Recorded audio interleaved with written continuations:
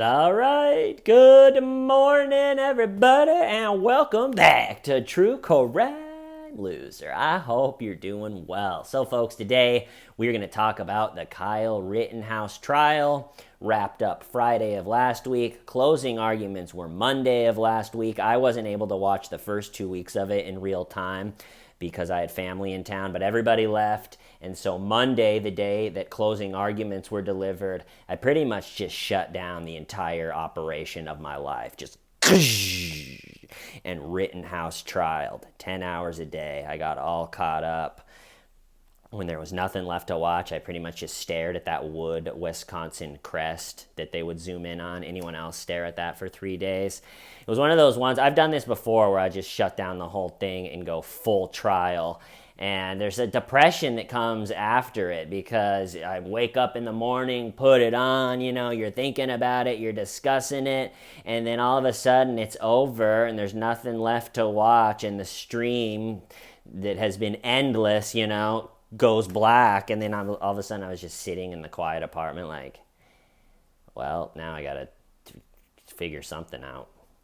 So, but let's talk about it. The wild and great and thing about this one is the whole thing is on video. The whole thing, the whole trial's on video. Thank God they did that because this one's so politicized. People are looking for any way they can to just try to take a story that actually happened in reality and just cram it into their narrative that they sold their soul to the narrative god, and now they're just stuck trying to make every news story that happens fit with their stupid political views, and it just makes for some sad and hilarious and pathetic instances and moments. And one of my, I don't know if favorite's the right word, but one of the things I would do is you watch hours of the trial, Rittenhouse is on the stand for 4 hours. Gaige Grossgort's the guy that has probably the best view of the whole thing and then became part of the thing when his bicep got blown off. But there's something about, watching hours of something and then you go on, like, say, Twitter, and people are, their takes on the trial or their opinions on it aren't even rooted in reality. It's like this, it's not some, like, it's all on video. So it's just, you would get this feeling of like, you didn't watch it, did you? You don't know what you're talking about, do you? Like a lot of the, I obviously know 10 million comedians at this point, right? I've been doing it for 10 years. So I'd go on there and see a bunch of comedians just posting like, well, I guess murder's legal in Wisconsin now. Way to go. And you're just like, that's, what is that? That's the most worthless take. You're not saying anything. It almost just feels like, it's like, oh, I just want to seem cool. I got to comment on it, right? It's a political thing. I don't want everyone to just think that I'm a Ku Klux Klan member. So there's all these Twitter posts like, well, the judge thought that the word victim was too loaded. Well, I think Kyle Rittenhouse's gun is too loaded. And it's like, well, that is just a worthless, you're arguing with yourself. I mean, there's hundreds of thousands of people probably following the case, watching the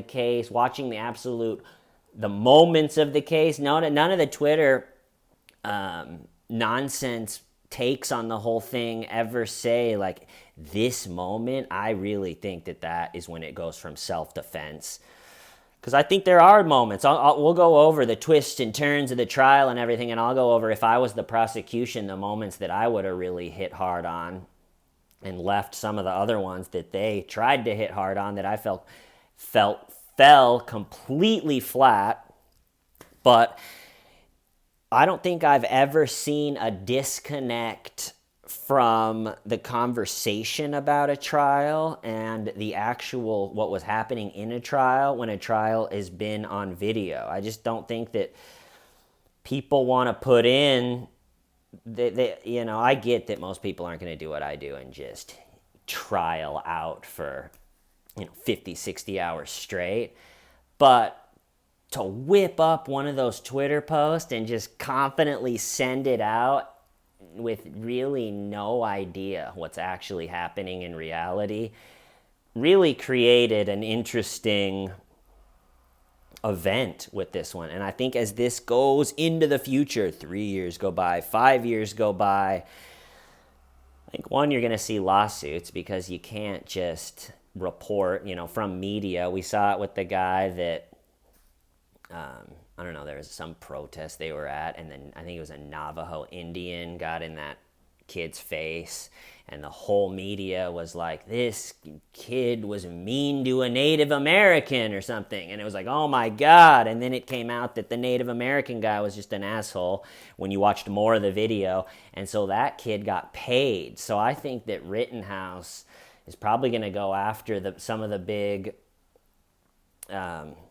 media conglomerates and probably get paid off the whole thing. So for the people that are just think it was murder and he executed young black men on their way to college or whatever people ended up thinking, someone reported that. They had to have gotten it from somewhere. There are literally tweets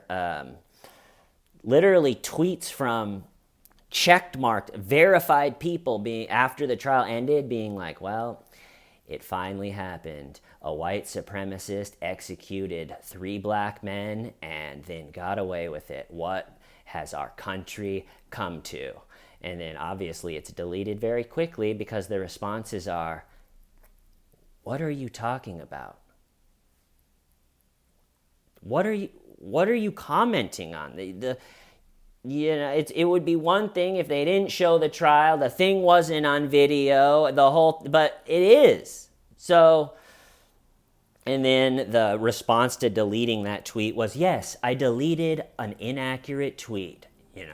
My bad was that, like the attitude. It's like, you're bad. You're living in la la land. Just take a second, watch a video. Remember that your political narrative is probably way too simple for real life. Just sit back and just take in some information before you just go, I got one for these people. But pretty fascinating, that whole side of it. The media, man. But all right, let's talk about the actual trial. Entertainment level for this trial, through the roof. The lawyers, were taking shots at each other. And one thing that I noticed is I've never seen the lawyer tables so close to each other. It looked like the two lawyers were maybe like this far apart. And so they're always, when the, say an attorney's doing questioning of a witness, everybody's so tight in that little area and the tables are so, you get to see everybody's facial expression with whenever anything happens, which just viewing the thing I loved. So let's start with the prosecution. So there was the obese guy with the comb over. There was the I called him just the fitted suit guy. He had really nice suits and he always had like a matching handkerchief and his watch band matched the tie and he was really stylish. So there was the fitted suit guy, the obese guy with the comb over, and then for the defense, that one guy, I kind of just thought of him as like he looked like an organized crime, like an old, like a mobster. Or then he'd always sit like this with his arm hanging over the chair. And he reminded me of a football coach or a pro basketball coach that no matter what the call is, it's always bad. And they're going, And one of his strategies to help, affect the case and to get things going hit their way was just facial expressions. He was pretty good at something would happen in the trial and he would just do this like, oh God, and it can affect things. And then so is the guy hanging his arm off going like, you gotta be kidding me with that. And then the bald serial killer guy, his head was pretty big for his body. That was Rittenhouse's, the other one, the guy that sat in the middle, and then there was Rittenhouse right here. But I mean, the lawyers were taking shots at each other, and the way the camera's set up is one would take a shot, and then you would just see the other lawyer just, make a face, and it really made for an entertaining viewing of the whole thing. And I think that I feel for the prosecution in a way, because they're given this case. The whole thing is on video. It's going to be an uphill battle. You can slow the whole thing down. And I go into watching a video like that. Before I'm going to say, yep, that whole thing is self-defense. He brought the rifle into that situation. I'm going to have high standards for self-defense. You can't be out there willy-nilly, pointing in at whatever you want, intimidating people, shooting it.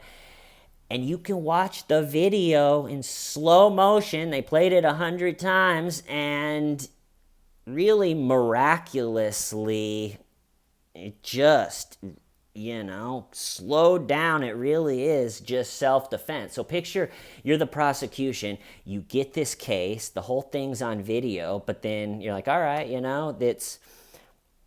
let's just do our job. We'll do a fair trial, do what we can to get these charges through. But then you turn on the media, and you hear the media going, this is a slam dunk case. Kyle Rittenhouse shoots 3 black men. And you're like, wait, no, don't tell the public that, because that's not true. And once the people that aren't going to watch the trial and stuff, if it doesn't come out the way that you guys are saying, like, this is a slam dunk, everybody, then it's not going to be good for society and people. So I felt for the prosecution, because everybody was like, all right, get it done. A white supremacist, racist shooter shoots up innocent people. It's murder. Make it work. And if I was the lawyer, I'd be going, you guys got to watch the video. We've been watching the video and getting our cases together, and this is not a slam dunk case. Watch it in slow-mo. So, but it starts off, opening statements. The prosecution goes with that Kyle chased the first guy down, which is Rosenbaum, and shot him in the back.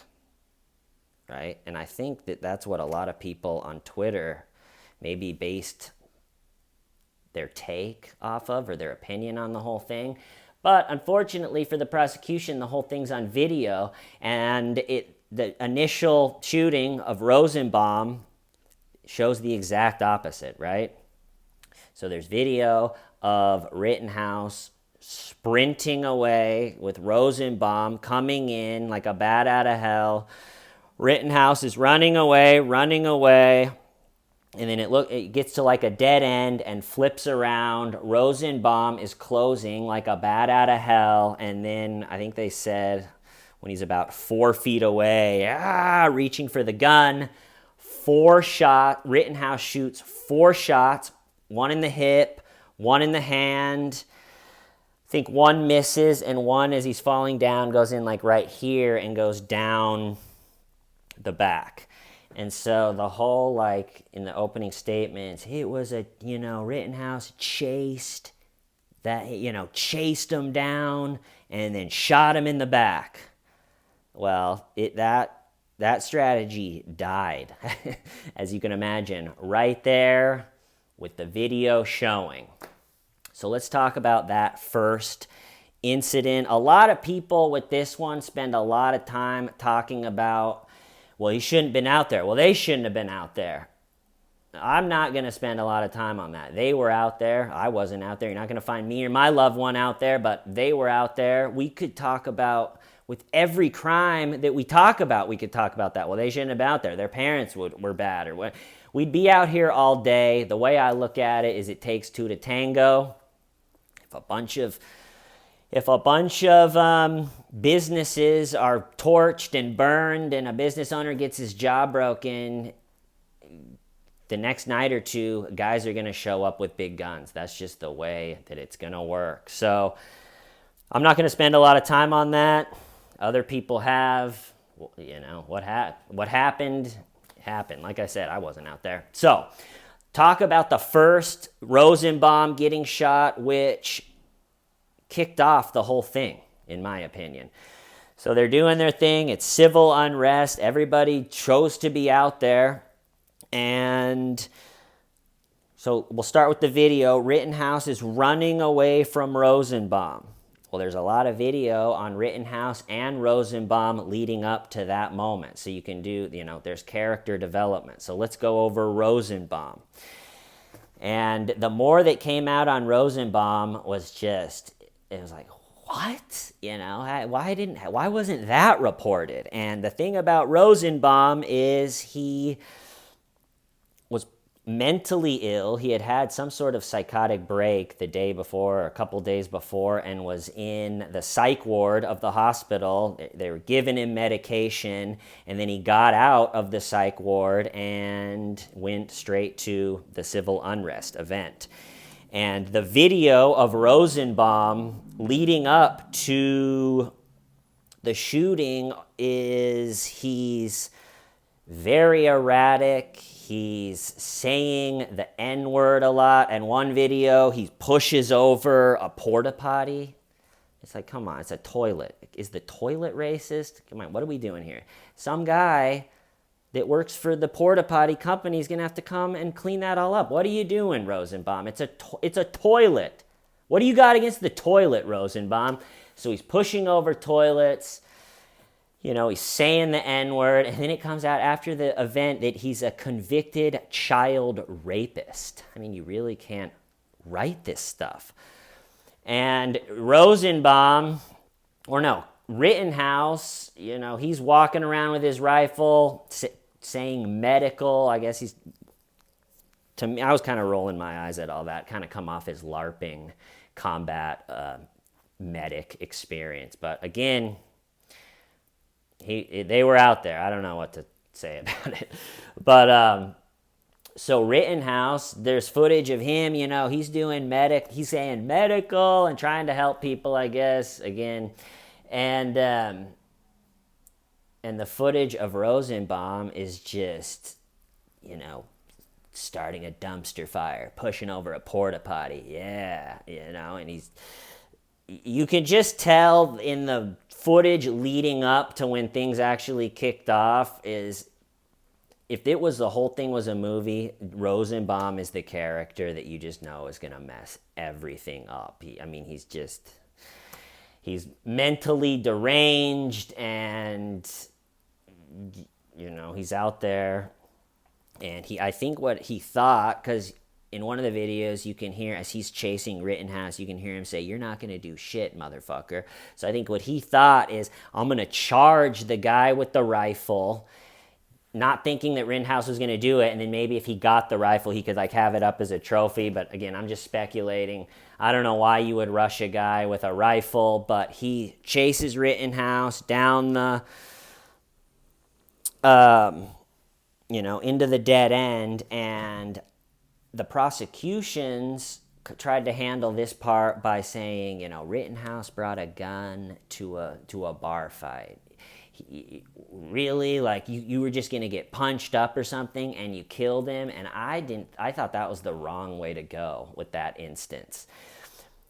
Pretty much anybody with half a brain and a reasonable person sees a video of some, you know, N-word using, porta potty tipping, child rapist closing in like a bat out of hell, and they're not going to think to themselves, yeah, just take a lumping. Just, you know, it's a bar fight.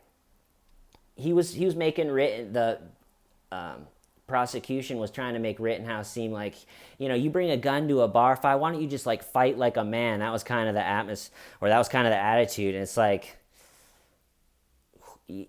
that's why no one bar fights when they after like a certain age, because you're smart enough to realize, wait, like if I land a good punch and that person falls over dead, then I'm on the hook. Like really bad things can happen in fist fights, especially on concrete and pavement. And so again, that's why a lot of people that fought a lot in their teenage and college years, you get to an age, you're like, yeah, I'm not going to get into a bar fight. It's not worth it. You can really get hurt. So I thought it was cringe that the prosecution was saying, Kyle, he should have just fist fought the guy. It's a bar fight. What are you doing? And the prosecution obviously wants to paint Rosenbaum in a positive, beautiful light, right? Because they don't want him to be a deranged, possibly even suicidal. They thought he maybe allegedly tried to take his own life a couple days before. So if he's out there just, that looks good for Kyle. So it was almost funny. You don't want to say bad stuff about someone that died, but the prosecution is trying to make him sound as good as they can by saying he was just a babbling idiot. Don't take the N-words that he was saying on camera as anything. He's a really short guy. They're saying he had a Napoleon complex. This is them trying to make him sound good, calling him a babbling idiot, an angry little man with a Napoleon complex. And so Rosenbaum goes full on, and if I was the prosecution trying to make it look like not self-defense, what I would have stuck with and tried to hammer home is possibly that Rittenhouse shot too many times, like maybe getting him in the hip, which shattered his pelvis, and then one in the hand. And they did this a little bit, but it was more like, what, are you not going to be in a bar fight? A guy was running at you. He didn't have a gun. He didn't have anything. And you shot him? And I think the jury was probably going, that's what I would have fucking done. So like I said, I would have, and they did this a little bit, and I'm not sure it would have because it is on video, and it really does look like Rittenhouse ran as far as he could away, trying to get away before the dead end, and you got to fight at some point. And so Rittenhouse is shot dead. I think most people that watch the clip actually watch it would think that is self-defense. And then, like I said, Rosenbaum really just kind of screwed the whole thing for everybody. As far as civil unrest goes, watching all of the footage of that night, it actually is pretty civil. I mean, you have Rosenbaum, who's this erratic, let's go over and push over a toilet, woo! But for the most part, for civil unrest, people were kind of on both sides, just milling around. And after this point, I think that Gaige Grosskreutz, I think is how you say it, the one that got his bicep blown off, and he also had a gun. I'm pretty impressed by how he kept his cool. But so Rosenbaum decides, he's going to run at Rittenhouse. It happens, 4 shots in I think a half a second, and now Rosenbaum is dead. Well, now the mob, who in situations like that, if there's nothing kind of happening, you can tell that everybody's looking for something. All right, now this brings everybody together. Now this is what we're doing. I think it's probably a letdown to go out there like, we're going to have a civil unrest night, woo! And then if you're just standing around, nothing happens. So all of a sudden, the gunshots are heard. Rosenbaum's down. People see it. People scatter. And the mob comes together, I think, in a collective group think that now Rittenhouse is an active shooter, which is understandable, but I think that's angry mobs aren't known for getting it right, taking the time to iron out the details and figure it out, like, wait, what happened? And so there's, Rosenbaum, who really showed the first just totally reckless behavior that kind of kicked the whole thing off, and now Rittenhouse is jogging to go turn himself in to the police, or that's what he said. So he's jogging towards the police. He's not shooting anymore. He's not pointing his gun at anyone. He's jogging. But now the mob is trying to figure out what happened. And I kind of give him credit. Like Gaige Grosskreutz, who has a gun in his back pants. The Gaige guy had been being also a medic at the way I understood it, much more trained though than Rittenhouse, but was being a medic at the protests, the civil unrest nights. So he had gone to like 75 nights of protest. I don't know if it was in a row or just kind of wherever there was one. I think Gaige would show up and do medical and be a part of it, and kind of that was his whole thing at the time. But he has a Glock in the back of his pants, and so Rittenhouse now is running kind of slowly, is jogging, and other people, including the Gaige guy, are now running. And like I said, it's a little bit impressive. Gaige could have pulled out the Glock right there, started shooting, rattling off bullets in a neighborhood, and then Kyle probably would have shot back, and it would have. But Gaige runs up to him and goes, "You shot somebody?" And I don't think if you exactly know what Kyle actually says, but he either goes, "I had to," or "No, I didn't," or something. And the prosecution, again, I thought that it was just pretty cringe. They were going with, "You see, Kyle Rittenhouse lied to the mob." They asked him, "You shot someone?" And he was just running away, and we don't know exactly what he said, but he lied. And it's like, in that situation, you know. But so Kyle's running.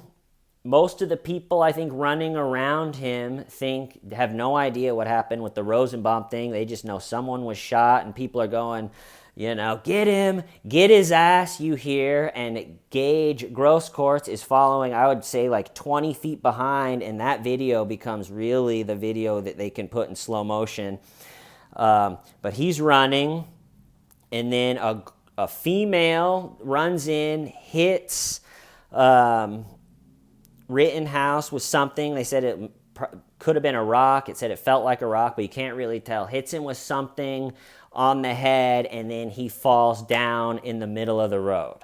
All right, so next person, who again, his last name is Huber. I give Huber credit. I really think in Huber's heart of hearts, he thought that Rittenhouse was just an active shooter, going nuts. And, it shows bravery to think that there's an active shooter and go in with a skateboard. So Huber comes in with Rittenhouse right there, sitting in the middle of the road.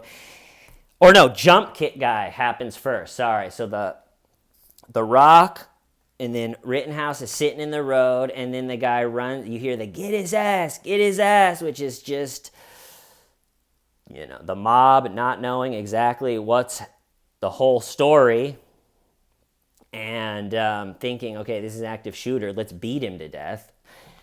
And if he was an active shooter, you got a point. But unfortunately, it wasn't. So jump kick guy comes in, jump kicks, and then Huber, the skateboard guy, and then this was another really kind of tough moment to listen to. The prosecution's going, "He just hit him with a skateboard. He didn't have a gun. He didn't have a knife. Should we tell parents this Christmas not to buy a skateboard because it's such a deadly weapon?" And it's like, come on, man. Anybody that has ever skateboarded or held a skateboard knows you could just mess someone up with a skateboard with trucks on it. If a skateboard is just such a foo-foo instrument, let's fight, and you don't get a skateboard. I'm talking to the lawyer, and I get a skateboard, and let's see how it happens. So I thought that was a little... but what are they going to say? So Huber comes in, hits him with the skateboard, kind of goes back, then comes in again, and with the skateboard up, he gets shot under the rib, which kills him, and then Gaige Grosskreutz, who I would say is like, I don't know, I guess he's closed the distance. He's been running. Again, this is a guy that has been at a bunch of protests and civil unrest type nights. He always carries a Glock.